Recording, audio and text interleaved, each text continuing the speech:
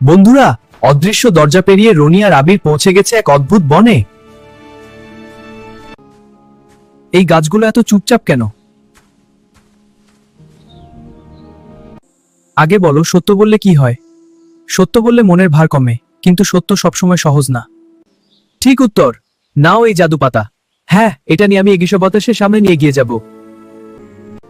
এটার ওপর লেখা আছে টাইম মেশিন। ওহ,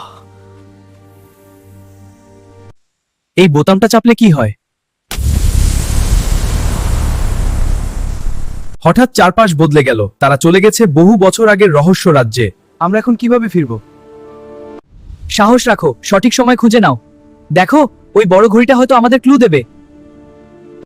বন্ধুরা, বড় ঘড়িটা ঘোরাতেই হঠাৎ মাটিতে পড়ে গেল একটা পুরনো মানচিত্র। ওয়াও, এতে অনেক চিহ্ন আঁকা আছে। দেখো, এখানে একটা লাল এক্স চিহ্ন। সঠিক পথ বেছে নাও। তিনটা রাস্তা, বাম, ডান আর সোজা। কোনটা?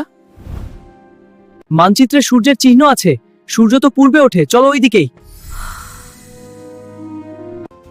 এ কি দেখছি সামনে? হ্যাঁ, এক বিশাল দরজা। ঠিক পথ ধরতেই সামনে দেখা গেল এক বিশাল দরজা।